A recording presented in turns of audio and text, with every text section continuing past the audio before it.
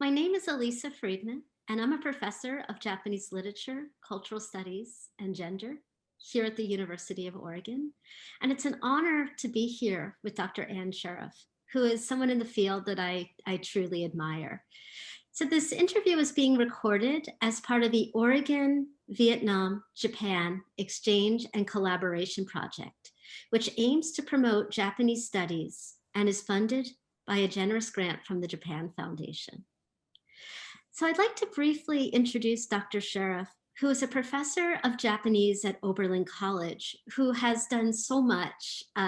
She's done so much with language, literature, visual arts, and translation, and has numerous publications, books, articles, and a database, which we'll talk about today.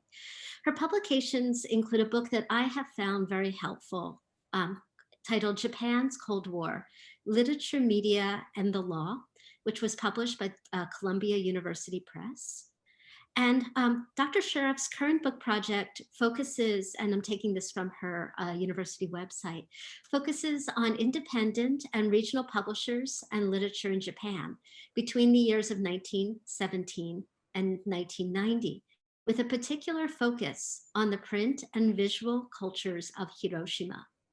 And I hope today we can talk about Dr. Sherif's study of Hiroshima and the role of literature in promoting peace and making sure atomic cataclysm is never forgotten, literature and art. She organized a digital exhibit titled The Popular Protest in Post-War Japan, the Anti-War Art of Shikoku Goro, in collaboration with Oberlin librarians and with the support of a Mellon Foundational Digital Humanities Grant. And this database is amazing. And Dr. Sherif, you've done an amazing service to the field by compiling this. I can only imagine how much time this project took. It includes around 3 books, one of poetry, one about the children's book, The Angry Jizo, and the other is Hiroshima Sketches. And the site guides visitors through Shikoku Goro's career and his role in Hiroshima, and also insights into the way that literature and art captures this important moment in history and human trauma, and incites people to think about issues of social justice. So thank you, Dr. Sherif, for joining us today. It's an honor, as I said, to be with you. May I ask, since this talk is being shared with our colleagues in Vietnam and also with University of Oregon graduate students, many of our colleagues are very interested in the process of research, and especially research on Japan. Can you tell us a bit about your research and what interests you? Sure. First of all, hello, everyone. It's an honor to be here with you all today, wherever you are. And I'm very honored to be and excited to my discussion today with Professor Freedman, who is a scholar whose work I've admired tremendously, and it's great to be here together. So as far as my own research, my graduate training, of course, was in Japanese literature at the University of Michigan. And I focused on modern Japanese literature and wrote my doctoral dissertation on a 20th century woman writer named Koda Aya, and I've translated some of her works. I hope that you'll read some of her wonderful short stories. But my more recent, the trajectory of my research has really led me to look both at literature and in the context of history, and also take sociological approaches, thinking about the institutions that frame and influence what is written, what is read, what is translated, what becomes part of the literary canon, and also concurrently what is not, what is at the margins, what has to be found or pushed forward because they're not part of the literary works that are not part of the center. So my research career has really moved more and more toward historical and sociological approach. But at the core, I am somebody who values close reading and literary analysis of text. A graduate student at University of Michigan the other day asked me about in one's research, whether close reading is the best approach to take with literary text, or distant reading. And my response was, you have to do both. You have to be able to analyze texts well, understand them well in formal terms, aesthetic terms, but you also have to step back and see their context and see them as living texts in history and in society. And that's what really excites me about looking at literature and the arts. Yeah. And you do that so well in your research. You really balance text and context, and you keep the text the central focus, which is one reason why I find your work to be important methodological models for me and for the students. To dovetail with the question and your excellent answer, since you mentioned history, a lot of your work, Dr. Sherif, has dealt with the Cold War in particular. How have you chosen to study the early Cold War period, for example, the 1950s? What interests you about this time? Well, I think some of you might have read parts or at least seen the cover of my Cold War Japan book. So you know that that's a research interest of mine, and that time period, the 50s and the 60s, continues to be a focus of my research, kind of the long 40s, 50s, and 60s. But I would recommend the 50s to anyone in the case of Japan, but also world culture, because it's a time not unlike our own, I would say, a time that's very fluid. The world order was changing rapidly. Major events, world wars had happened that resulted in destruction and instability in many places. So the 50s especially were a time when Japan and the world was looking for a new world order and a new way for the world to be. And the arts, our literature and the visual arts and other arts were central to that project of trying to figure out what should our society look like? What should culture be like in this new world order? Not to say that there was a dramatic rupture at the end of the war. There are a lot of continuities we can see, and that's another part of interesting looking at the 50s, is the continuities from, say, in the case of Japan, Imperial Japan, to democratic Japan, but as well as the ruptures and the attempts to change and depart from pre-existing models. Also, it's in the case of Japan, the 50s is a culturally really rich time, and there are all sorts of things going on in terms of print culture and publishing and visual culture and music and movies, golden age of Japanese film. It's just, it's very rich. And so, the individual works themselves, the artists and writers themselves are fascinating, but also then contextualizing them in this larger, really dynamic field is a lot of fun.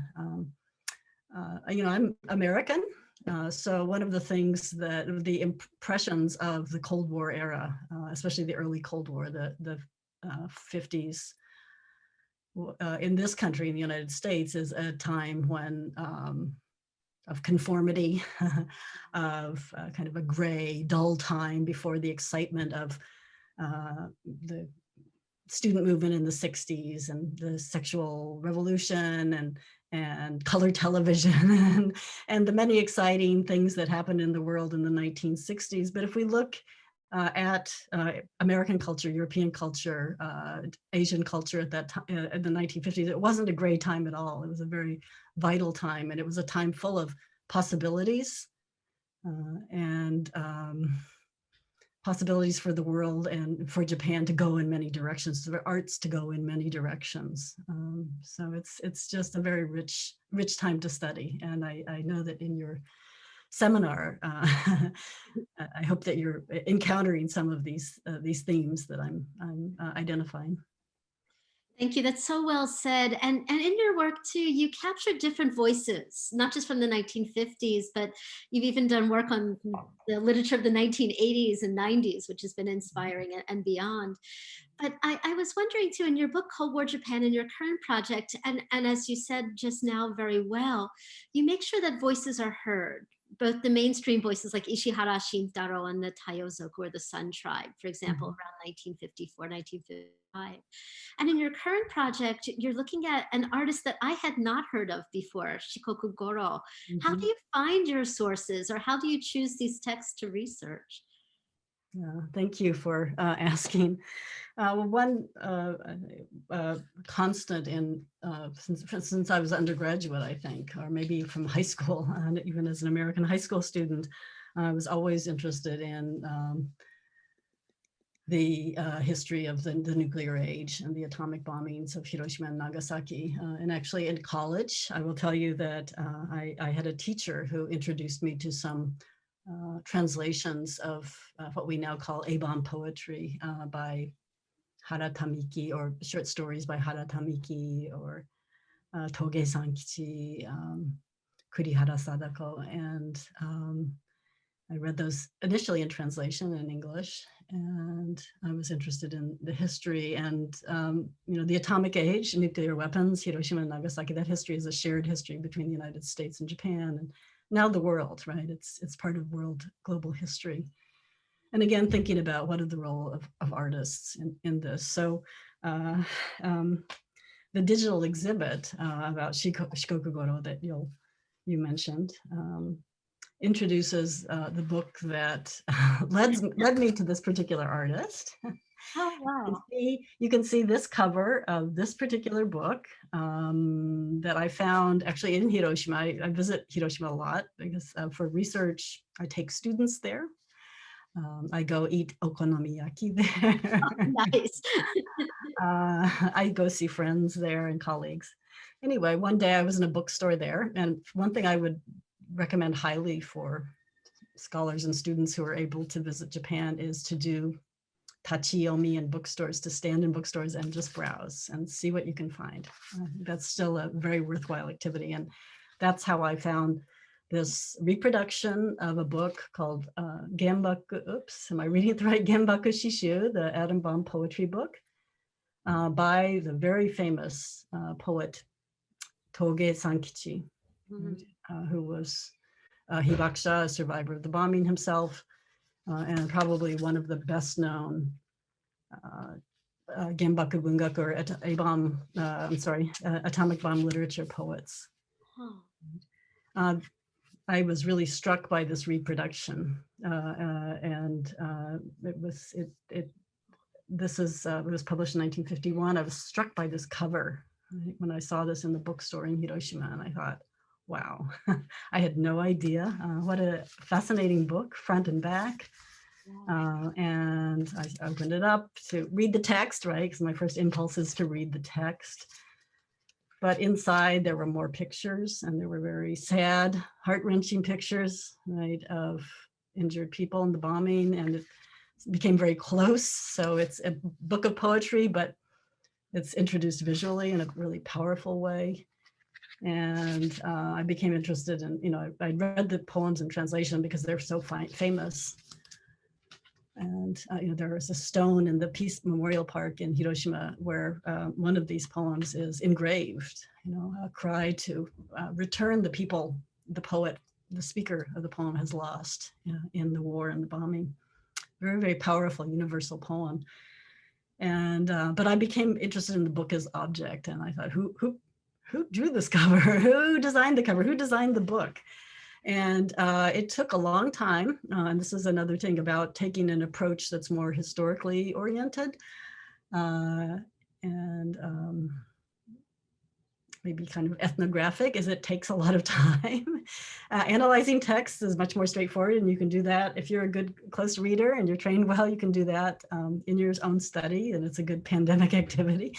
But I started looking into this poet Shikoku Goro, who's a poet and visual artist who did the cover, who did the inside, and I through meeting various people, interviewing various people in Hiroshima.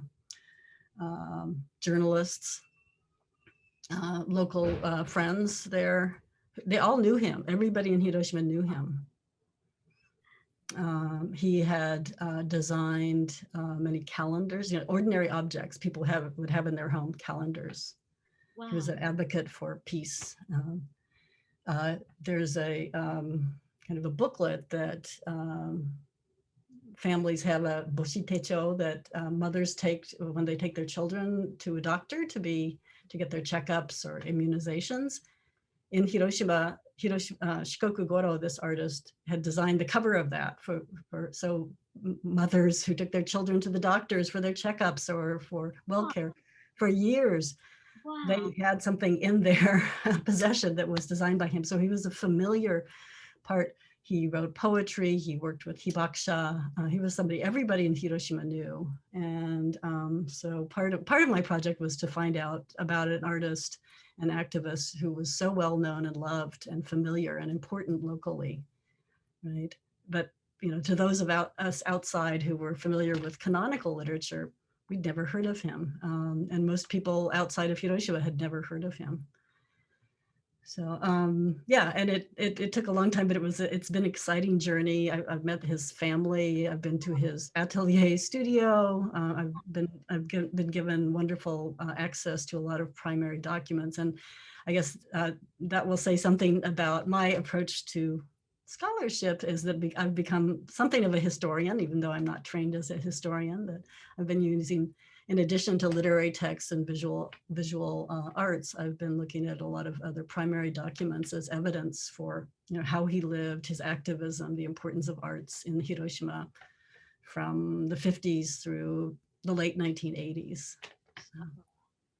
That makes your work so rich to take this artist, as you mentioned, that's been on sort of quotidian objects of people's daily life in Hiroshima, but has done incredible works of high art too, and has straddled both, and is very much grounded in the local context, the local history, but yet has not globalized. And to bring that artist's work and the artist's life to international attention that also speaks to that speaks to your power of scholarship too, and how much work this project entails to get to know the artist, his life.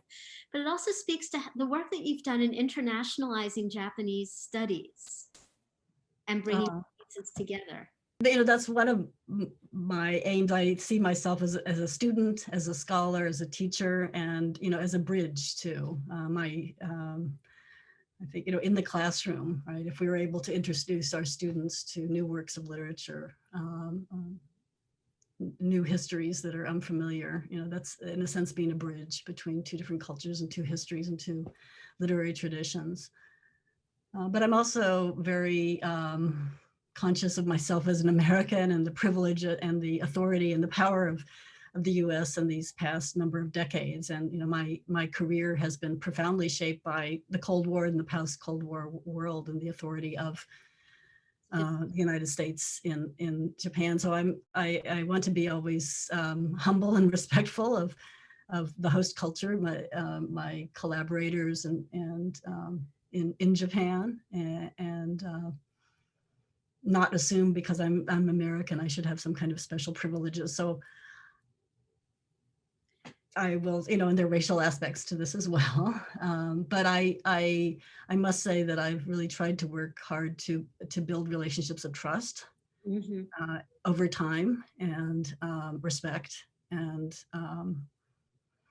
I think those are the kind of values that I hope that graduate students and other. I know you as a scholar practice that as well. So, but that's another part of going and being in the field, doing research in the field, and really collaborating with Japanese scholars or interlocutors. That's really key. That those are really important human relations, and respect is key to that. Could you take us a bit through your research process, and how did you mentioned the serendipity of finding a book, like Tachiyomi, standing reading in a bookstore, coming across a text and running with the fascination of trying to understand it from literally cover to cover, the book as a cultural artifact. What did you do next? How did you begin this project and create what it became? Well, in fact, the Shikoku Goro, I conceived of the digital exhibit as something that I wanted to address both student audiences, scholarly audiences, but also the general public who might be interested in arts and activism, for example, or Japan, or the world outside the United States. So I thought that an online format would be appropriate for this particular project. Introducing Shikoku Goro's, an example, a case study of an artist activist in Hiroshima, right? As you said, who was very grounded in his place and time, and whose place was his hometown, but it was also a city with global and historical significance. But one of my challenges was trying to think of how to structure the exhibit. Mm. In fact, after Hiroshima, Shikoku Goro passed away in 2014. And since that time, there have been about quite a few exhibits of his works in the Hiroshima area, but also in other places in Osaka and Tokyo, different aspects of his life and work. But one of the kind of methodological questions I had is, how can I how can I structure this exhibit so it will give people outside of Hiroshima something to hold on to? And one of the things things that I have here, so far away from Hiroshima, yet puts in touch is the physical object, the book. Right, which has the text, which has the poems, which has the visual part, which has the physicality and the mobility to come to us wherever we are. Well said. Yeah, and I didn't want to do a museum style exhibit. Right.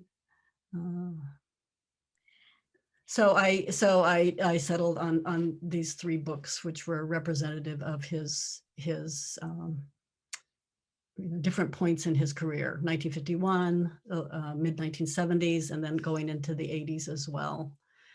So another part of my research method, in addition to finding and analyzing these particular books, of the number of books that he'd contributed to, is to research the historical context of those times, what was going on in Hiroshima, what was going on in Japan, especially in among artists, leftist poets, which he was one. What was he reading? Who was he collaborating with?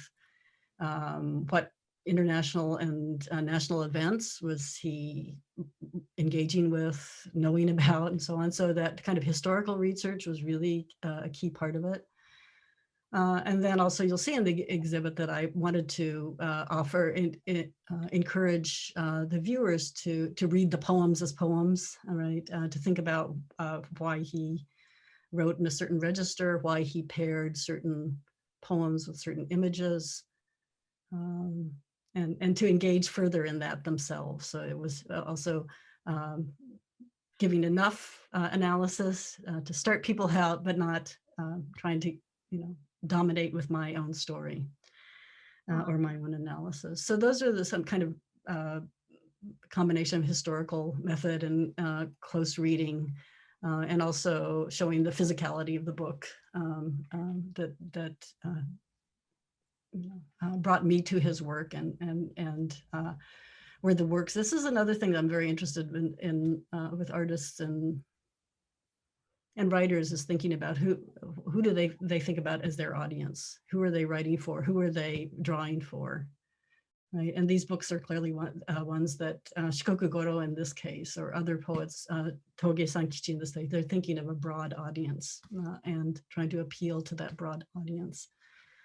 So I think in terms of method, thinking about not only the text as text, but also thinking about that as an interaction between or that kind of creative process that imagines the moment of reading. I think that's something too, that there are a lot of things that we can't know about reception or that creative process, but I think it's fruitful to think about that, especially in works like this that are they're political works, they're activist art, so they're meant to serve a certain purpose and um, to spark awareness, interest, knowledge, and also change minds, right? For students and junior colleagues, for example, who are approaching the field of Japanese literature, do you have any advice or any suggestions? I guess I think one of our challenges in area studies is to also then step out of our own narrow area and try to gain perspectives on similar, say, if you're looking at the 50s, step out for a moment and think, well, what did the 50s look like in other parts of the world, right? And as a way of contextualizing what we're seeing in Japan, right? And also then how are scholars outside of Japanese studies, what kind of categories of analysis, what kind of themes are they looking at for the same time period, and how's that useful to us? I think that's one thing, and that it seems almost as possible because the 50s is such a rich time, and I know you probably have more materials than you can possibly use as if you're looking at the 50s, but if there's some time to kind of step away from it and put it in a broader context, and think about different methods and perspectives, that's really useful, I think. That's really good advice. And the grad students and I, for example, this term sort of face that issue. We're designing a class on the 1950s, but we realize we have so many topics to cover. Right. And we only have 10 weeks to do it. So we can't present this composite or take that back, cohesive, comprehensive view of what the 1950s are.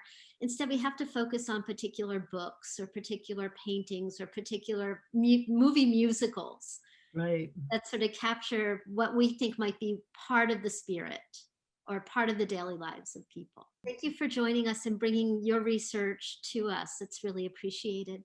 Do you have any final questions for me or anything I can relay to the students or our colleagues in Vietnam? Yeah. Would like to just briefly mention that I am working on some research right now that relates to Vietnam, and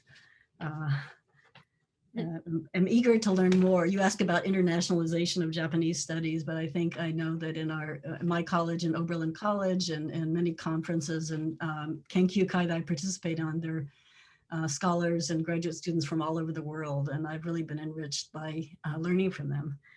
But my one of my current projects is two that relate to Vietnam, actually. One is that Shikoku Goro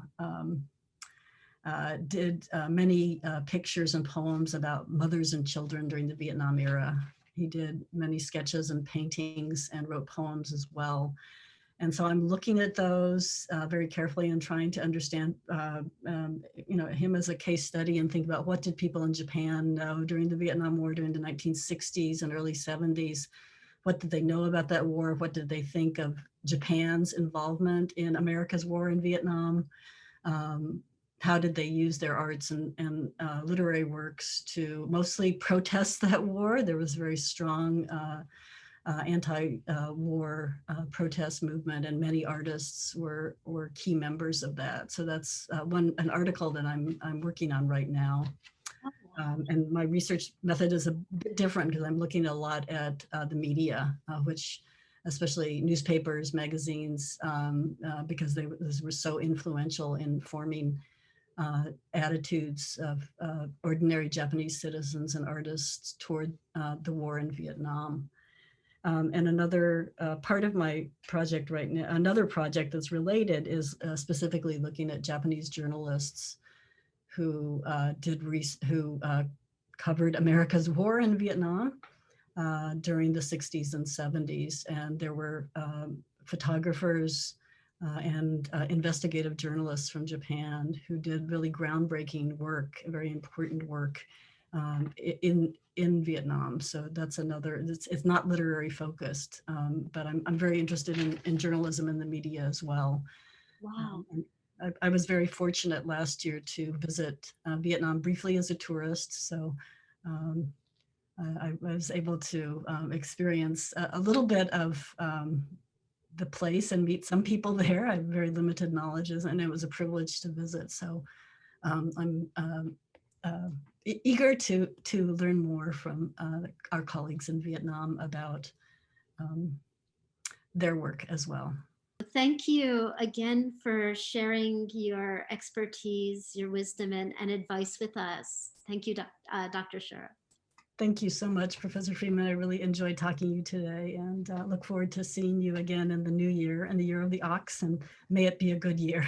Yes, I hope 2021 brings much more compassion, health, openness. Thank you. Thank you so much. It was an honor.